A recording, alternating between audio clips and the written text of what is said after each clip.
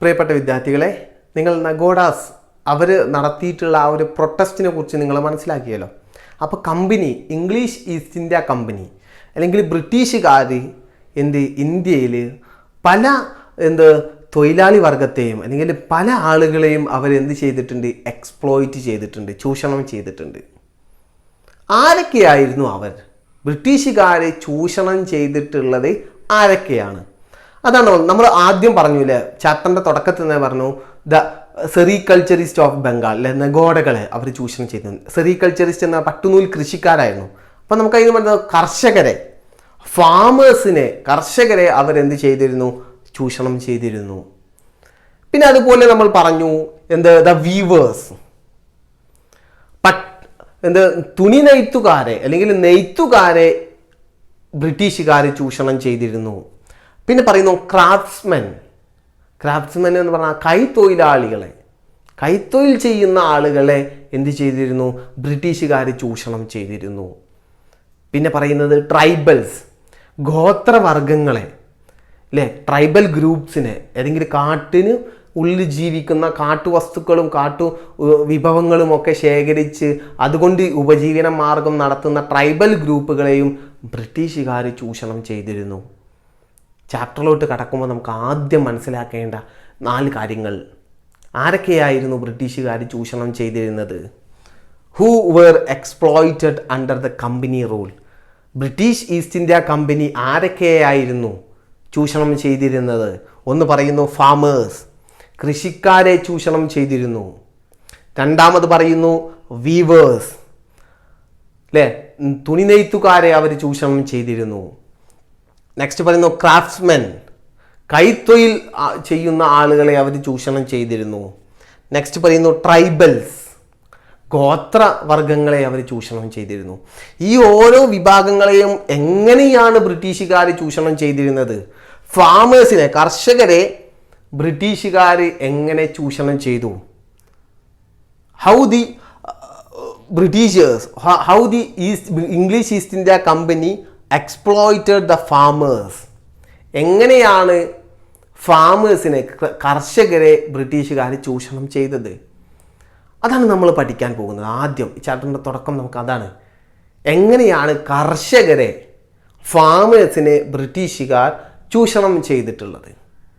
Okay, നമുക്ക് നോക്കാം. Okay, ബ്രിട്ടീഷുകാർ അവർ ചില സ്ട്രാറ്റജീസ്, ചില നടപടികൾ അവർ കർഷകർക്കെതിരെ അവരെടുത്തിട്ടുണ്ട്. അതെന്തൊക്കെയാണ് ആ നടപടികൾ? അതാണ് നമ്മൾ നോക്കാൻ പോകുന്നത്.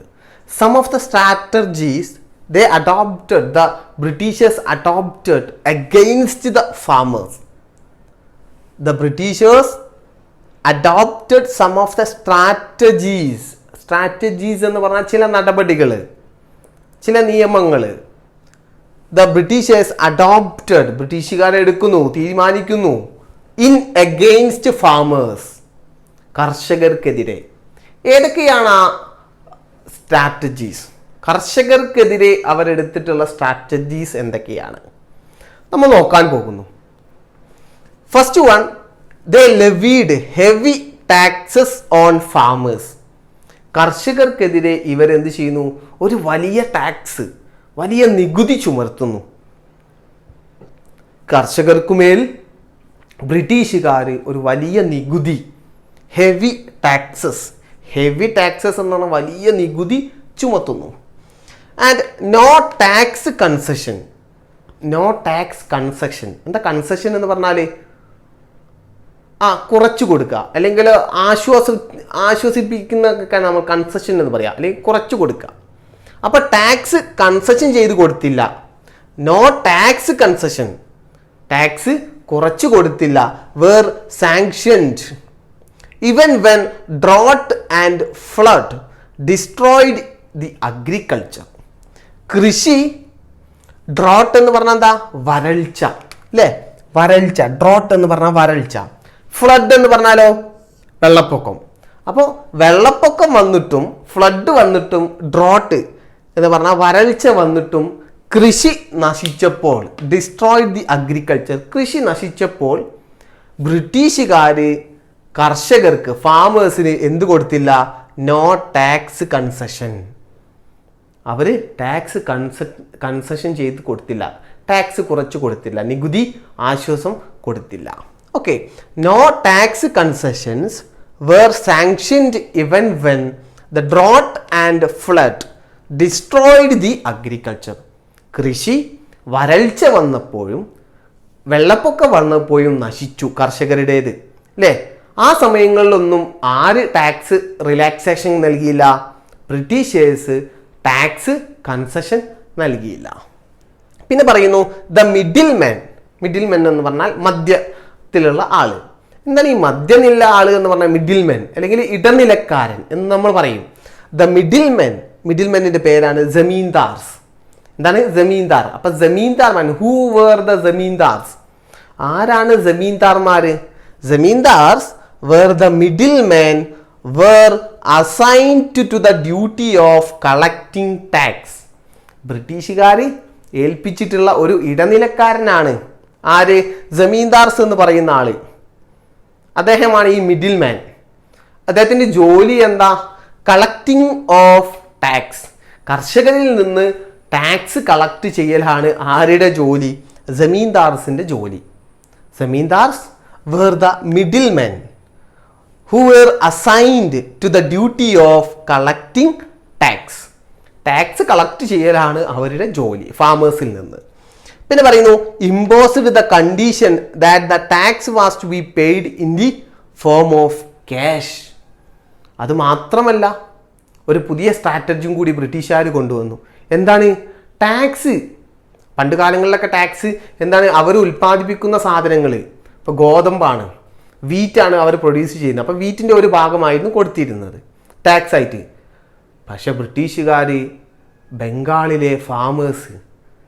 ബംഗാളിലുള്ള ഫാമേഴ്സിനെ അല്ലെങ്കിൽ കർഷകർക്ക് അവർ പുതിയൊരു സ്ട്രാറ്റജി കൊണ്ടുവരുന്നു അവർക്കെതിരെ. എന്താണ്? ടാക്സ് എന്തായിട്ട് കൊടുക്കണം? ക്യാഷ് ആയിട്ട് കൊടുക്കണം. അതാ പറയുന്നത് ഇമ്പോസ്ഡ് ദ കണ്ടീഷൻ. ഒരു പുതിയ നിയമം കൊണ്ടുവരുന്നു. എന്താണ്? That the tax was to be paid. Tax കൊടുക്കണം. എന്ത്? In the form of cash. Cash ആയിട്ട് തന്നെ, പണമായിട്ട് തന്നെ ടാക്സ് നൽകണമെന്നുള്ള ഒരു പുതിയ നിബന്ധനയും കൊണ്ടുവരുന്നു, ഒരു പുതിയ കണ്ടീഷനും കൊണ്ടുവരുന്നു. The farmers. അപ്പോൾ കർഷകർ ഇത്ര ദുരിതത്തിലാണ്, വലിയ ടാക്സ് ആണ് ഉള്ളത്. അപ്പം അതുകൊണ്ട് കർഷകർക്ക് ടാക്സ് അടയ്ക്കാൻ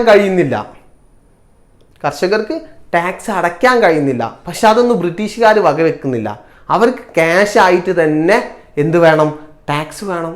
അപ്പോൾ ഈ അടക്കാൻ കഴിയാത്ത ഫാമേഴ്സിനെ അവരെന്ത് ചെയ്യും? ബ്രിട്ടീഷുകാരെ ആക്രമിക്കും, അല്ലേ? അവർ ആക്രമിക്കും. അതൊക്കെ പേടിച്ച് the farmers had to depend on sahus. അതൊക്കെ പേടിച്ച് കർഷകർ ആരെ സമീപിച്ചു? സാഹൂസ് എന്ന് പറയുന്ന ആളുകളെ സമീപിച്ചു. ആരാണ് sahus? Who were sahus? Sahus was the private money lenders. ഇവർ സ്വകാര്യ വ്യക്തികളാണ്, പ്രൈവറ്റ് മണി ലെൻഡേഴ്സ്. പണം കടം കൊടുക്കുന്ന, മണി ലെൻഡേഴ്സ് എന്ന് പറഞ്ഞാൽ പണം കടം കൊടുക്കുക. അപ്പോൾ പണം കൊടുക്കുന്ന സ്വകാര്യ വ്യക്തി, കടം കൊടുക്കുന്ന ഒരു സ്വകാര്യ വ്യക്തികളാണ് ആര്? സാഹൂസ് എന്നറിയപ്പെടുന്നത്. Four loans at a high rate of interest, അല്ലേ? അപ്പോൾ സാഹൂസ് എന്ന് പറഞ്ഞാൽ പ്രൈവറ്റ് മണി ലെൻഡേഴ്സ് ആണ്. വലിയ റേറ്റ് ഓഫ് ഇൻട്രസ്റ്റിന്, വലിയ പലിശക്ക് കടം കൊടുക്കുന്ന, വലിയ high rate of interest. Four loans at a high rate of interest, വലിയ പലിശക്ക് കടം കൊടുക്കുന്ന ഒരു വിഭാഗം ആളുകളാണ് ആര്? സാഹൂസ്, അല്ലേ? പ്രൈവറ്റ് മണി ലെൻഡേഴ്സ് ആണ്. സ്വകാര്യമായിട്ട് എന്ത് കൊടുക്കുന്നു? പണം കടം കൊടുക്കുന്നു. ആർക്ക്? കർഷകർക്ക്. ഭയങ്കര ഇൻട്രസ്റ്റ് ആണ്. കാരണം കർഷകർ ദുരിതമാണ്. അവർക്ക് ബ്രിട്ടീഷുകാർക്ക് നൽകാൻ എന്തില്ല? ടാക്സ് നൽകാൻ അവരുടെ അടുത്ത് പൈസ ഇല്ല. അപ്പം അതുകൊണ്ട് അവർ ആരെ സമീപിക്കും? ഹൈ റേറ്റ് ഓഫ് ഇൻട്രസ്റ്റിന് സാഹുവിനെ സമീപിക്കും. ഓക്കെ, അപ്പം ഇത്രയുമാണ് they adopted some of the strategies. The Britishers adopted some of the strategies in against farmers. കർഷകർക്കെതിരെ കൊണ്ടുവന്നിട്ടുള്ള ചില നടപടികളാണ് എന്ത് നമ്മൾ ഈ പറഞ്ഞിട്ടുള്ളത്. ഓക്കെ, ഒന്നുകൂടി ഞാൻ പറഞ്ഞു തരാം. The levied heavy taxes on farmers. കർഷകർക്കെതിരെ ഒരു വലിയ നികുതി തന്നെ ആര്? ബ്രിട്ടീഷുകാർ ചുമത്തി. No tax concessions were sanctioned even when drought and flood destroyed the agriculture. കൃഷി വരൾച്ച വന്നും അതുപോലെ വെള്ളപ്പൊക്കം വന്നുമൊക്കെ കൃഷി നശിച്ചപ്പോഴും ആര് Britishers they no tax concession tax കുറച്ചു കൊടുത്തില്ല. The middle men that was zamindars were assigned to the duty of collecting tax. കർഷകരിൽ നിന്ന് നികുതി പിരിക്കാൻ വേണ്ടി ബ്രിട്ടീഷുകാർ ഏർപ്പെടുത്തിയിട്ടുള്ള ആളാണ് ആര് ജമീന്ദാർ. ജമീന്ദാർസ് എന്ന് പറഞ്ഞാൽ മിഡിൽ മാൻ ആണ്, ഒരു ഇടനിലക്കാരനാണ്. Imposed the condition that the tax was to be paid in the form of cash. ഒരു പുതിയ നിബന്ധന കൂടി കൊണ്ടുവരുന്നു, ടാക്സ് എങ്ങനെ നൽകണം? ക്യാഷ് ആയിട്ട് തന്നെ നൽകണം. The farmers had to depend on sahus. അല്ലേ, അങ്ങനെ നികുതി കൊടുക്കാൻ കഴിയാത്ത കർഷകർ ആരെ സമീപിക്കും? സാഹൂസ്. സാഹൂസ് എന്ന് പറയുന്ന വ്യക്തിയെ സമീപിക്കുന്നു. Who are sahus? ആരാണ് sahus? The private money lenders. അല്ലേ, എന്ത് സ്വകാര്യ പണമിടപാടുള്ള ആളുകളാണ് ആര്? കടം കൊടുക്കുന്ന ആളുകളാണ് sahus. For loans at a high rate of interest. വലിയ പലിശക്ക് കടം കൊടുക്കുന്ന ആളുകളാണ് ആര്? സാഹൂസ്. കർഷകർ അവരെ സമീപിക്കുന്നു. ഇതൊന്നും മാത്രമല്ല, ബ്രിട്ടീഷുകാർ ഇനിയും ബംഗാളിലുള്ള കർഷകരെ എങ്ങനെയൊക്കെയാണ് ചൂഷണം ചെയ്തത്. ഇത് നമ്മൾ ഇന്ത്യയിലുള്ള ടോട്ടലാലിറ്റി ആയിട്ടുള്ള ഇന്ത്യയിലുള്ള കർഷകർക്കെതിരെ പറഞ്ഞിട്ടുള്ള നടപ്പിലാക്കിയിട്ടുള്ള സ്ട്രാറ്റജീസ് ആണ്. ഇന്ത്യയിലെ ഉടനീളം അവരുടെ കീഴിലുള്ള പ്രദേശങ്ങളിൽ ബ്രിട്ടീഷുകാർ നടപ്പിലാക്കിയിട്ടുള്ള കാര്യങ്ങളാണ്. ബംഗാളിലെ കർഷകർക്ക് എന്താണ് സംഭവിച്ചത്? അതാണ് നമ്മൾ ഇനി നോക്കാൻ പോകുന്നത്. What happened the farmers in the Bengal. ബംഗാളിലെ കർഷകർക്ക് അവരെങ്ങനെയാണ് ബ്രിട്ടീഷുകാരെ എങ്ങനെയാണ് അവരെ ചൂഷണം ചെയ്തത്? നമുക്കൊന്ന് നോക്കാം. ഓക്കെ, നമ്മൾ നോക്കാൻ പോകുന്നത് ബ്രിട്ടീഷുകാർ ബംഗാളിലുള്ള കർഷകരെ എങ്ങനെയാണ് ചൂഷണം ചെയ്തത്. The Britishers how the exploited the Bengal farmers. Bengal അഗ്രികൾച്ചറിനെ, ബംഗാൾ കൃഷിയെ ബ്രിട്ടീഷുകാരുടെ നയങ്ങൾ എങ്ങനെ ബാധിച്ചു എന്നുള്ള കാര്യങ്ങളാണ് നമ്മൾ നോക്കാൻ പോകുന്നത്. നമുക്കൊന്ന് പരിശോധിക്കാം, എന്താണ് ബ്രിട്ടീഷുകാർ ബംഗാളിൽ കൊണ്ടുവന്നിട്ടുള്ള പരിഷ്കരണം. ഓക്കെ, ഇവിടെ പറയുന്നു ദ കമ്പനി എന്ന് പറഞ്ഞാൽ ആരാണ്? ബ്രിട്ടീഷുകാരാണ്. ഇംഗ്ലീഷ് ഈസ്റ്റ് ഇന്ത്യ കമ്പനിയാണ് കേട്ടോ. The company identified the fertile fields of Bengal. അവർ ബംഗാളിലുള്ള ആ ഒരു ഫലഭൂഷ്ഠതയുള്ള പാടങ്ങൾ, ഫലഭൂഷ്ഠതയുള്ള മണ്ണ് അവർ തിരിച്ചറിയുന്നു. കൃഷിക്ക് അനുയോജ്യമായിട്ടുള്ള മണ്ണാണെന്ന് ബംഗാളിലത്തേതെന്ന് ആര് തിരിച്ചറിയുന്നു? ബ്രിട്ടീഷുകാർ, കമ്പനി തിരിച്ചറിയുന്നു. It was much favourable for growing the commercial crops. അതായത് ഈ ഒരു പ്രദേശം മലബാർ റീജിയൻ, ബംഗാൾ റീജിയണ് കൊമേഴ്ഷ്യൽ ക്രോപ്പുകളായിട്ടുള്ള കോട്ടൺ, ജൂട്ട്, ഇൻഡിഗോ, ഈ 3 സാധനങ്ങളാണ് കൊമേഴ്ഷ്യൽ ക്രോപ്സ്. എന്താണ്? Cotton, jute, indigo. എന്താ കോട്ടൺ എന്ന് പറഞ്ഞാൽ പരുത്തി കൃഷി, അതുപോലെ ജൂട്ട് എന്ന് പറഞ്ഞാൽ ചണം, പിന്നെ പറയുന്നു ഇൻഡിഗോ നീലം കൃഷി. അപ്പോൾ ഈ 3 സാധനങ്ങളാണ് കൊമേഴ്ഷ്യൽ ക്രോപ്സ്, വാണിജ്യ വിളകൾ. കൊമേഴ്ഷ്യൽ ക്രോപ്സ് എന്ന് പറയും.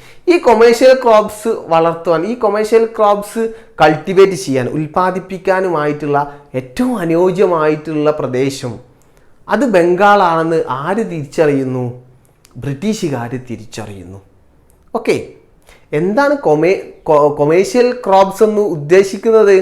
അതായത് ഇൻഡസ്ട്രികളുടെ, വ്യവസായത്തിനാവശ്യമായിട്ടുള്ള ക്രോപ്പുകളാണ്, വിളകളാണ് എന്ത് കൊമേഴ്ഷ്യൽ ക്രോപ്സ് എന്ന് പറയുന്നത്. നമുക്ക് നോക്കാം. The commercial crops such as cotton, jute, indigo, they were major raw materials for industries in England.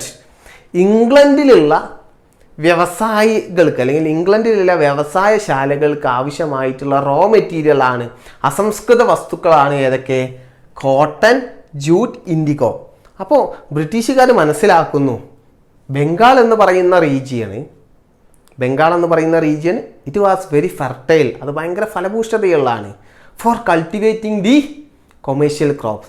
ഈ ഒരു കൊമേഴ്ഷ്യൽ ക്രോപ്സ് കൾട്ടിവേറ്റ് ചെയ്യാൻ ഏറ്റവും അനുയോജ്യമായിട്ടുള്ള പ്രദേശം ബംഗാളാണെന്ന് ആര് തിരിച്ചറിയുന്നു? ബ്രിട്ടീഷുകാർ തിരിച്ചറിയുന്നു. അപ്പോൾ ബംഗാളിൽ പരമ്പരാഗതമായിട്ട് കൃഷി ചെയ്തിരുന്ന ഫുഡ് ക്രോപ്സ്, അല്ലേ, ഫുഡ് ക്രോപ്സ് എന്ന് പറഞ്ഞാൽ ഭക്ഷ്യവിളകളുണ്ട്. അതായത് വീറ്റ്, റൈസ്, ബജ്റ അങ്ങനത്തെ പോലെയുള്ള ഭക്ഷ്യവിളകൾക്ക് പകരം ബ്രിട്ടീഷുകാർ അവിടുത്തെ കർഷകരോട്, ബംഗാളിലെ കർഷകരോട് നിർബന്ധിപ്പിച്ച് ഈ കൊമേഴ്ഷ്യൽ ക്രോപ്സ് ഉണ്ടാക്കാൻ പറയുന്നു. നോക്കാം. The Britishers expanded its cultivation. ബ്രിട്ടീഷുകാർ ഈ ഒരു കൊമേഴ്ഷ്യൽ ക്രോപ്സിൻ്റെ കൾട്ടിവേഷൻ അത് വലുതാക്കാൻ തീരുമാനിക്കുന്നു. And forced the farmers to do it. അല്ലെ, അങ്ങനെ കർഷകരെ നിർബന്ധിപ്പിച്ച് ഈ കൊമേഴ്ഷ്യൽ ക്രോപ്സ് ബംഗാളിൽ കൃഷി ചെയ്യിപ്പിക്കുന്നു. The fields only used for cultivation. അല്ലേ, ഈ പാടങ്ങൾ, ബംഗാളിലുള്ള പാടങ്ങൾ, ബംഗാളിലുള്ള ഫീൽഡ് എന്ന് പറഞ്ഞാൽ എന്താ, പാടങ്ങൾ, only used for cultivation of food crops. സാധാരണയായിട്ട് ഭക്ഷ്യവിളകളാണ് അവിടെ ഉൽപ്പാദിപ്പിച്ചിരുന്നത്, ഫുഡ് ക്രോപ്സ് ആണ് അവിടെ ഉൽപ്പാദിപ്പിച്ചിരുന്നത്. Changed into the plantation of cotton, jute, indigo. അങ്ങനെ ബ്രിട്ടീഷുകാർ നിർബന്ധിച്ചതിന് ഫലമായിട്ട് ഫുഡ് ക്രോപ്സ്, ഭക്ഷ്യവിളകൾ ഉൽപ്പാദിപ്പിച്ചിരുന്ന പ്രദേശത്ത് ഉൽപ്പാദിപ്പിക്കാൻ തുടങ്ങി? കോട്ടണും ജൂട്ടും ഇൻഡിഗോയും ഒക്കെ കൃഷി ചെയ്യാൻ തുടങ്ങി. അപ്പോൾ ഭക്ഷ്യവിളകൾ ഒഴിവാക്കിയാൽ പിന്നെ ഭക്ഷ്യ സാധനങ്ങൾ കിട്ടുമോ? ഇന്ത്യക്കാർക്ക് ഇല്ല, ഭക്ഷണം കുറവായിരിക്കും. അതിൻ്റെ ഫലമായിട്ട് as A result farmers become landless. അല്ലേ, അങ്ങനെ ഫാമേഴ്സിനെ നിർബന്ധിപ്പിച്ച് അവിടെ ജോലി ചെയ്യിപ്പിക്കുന്നു.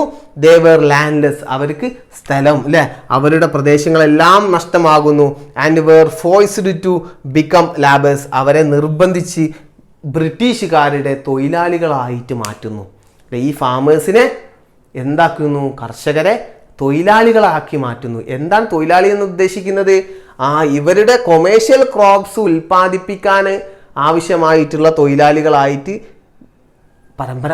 പരമ്പരാഗതമായിട്ട് ബംഗാളിൽ ഉണ്ടായിരുന്ന കൃഷിക്കാരെ അവർ മാറ്റുന്നു. ഇതാണ് ബംഗാളിന് സംഭവിച്ചിട്ടുള്ളത്. ഫുഡ് ക്രോപ്സ് പ്രൊഡ്യൂസ് ചെയ്തിരുന്ന ബംഗാളിലെ ആളുകൾ പിന്നീട് എന്ത് പ്രൊഡ്യൂസ് ചെയ്യുന്നു? Commercial crops. അല്ലെ, ബ്രിട്ടീഷുകാരുടെ നിർബന്ധ ഫലമായിട്ട് കൊമേഴ്ഷ്യൽ ക്രോപ്സ് കൃഷി ചെയ്യുന്നു. ഏതൊക്കെയാണ് ആ കൊമേഴ്ഷ്യൽ ക്രോപ്സ്? കോട്ടൺ, ജൂട്ട്, ഇൻഡിഗോയാണ് ഇത് കൊമേഴ്ഷ്യൽ ക്രോപ്സ് എന്നറിയപ്പെടുന്നത്. It was happened in Bengal. ബംഗാളിൽ ഈ ബംഗാളിലെ കർഷകർക്ക് ബ്രിട്ടീഷുകാരെ നടത്തിയിട്ടുള്ള ചില എക്സ്പ്ലോയിറ്റേഷൻ, ചില ചൂഷണങ്ങളാണ് ഈ നൽകിയിട്ടുള്ളത്. ഓക്കെ.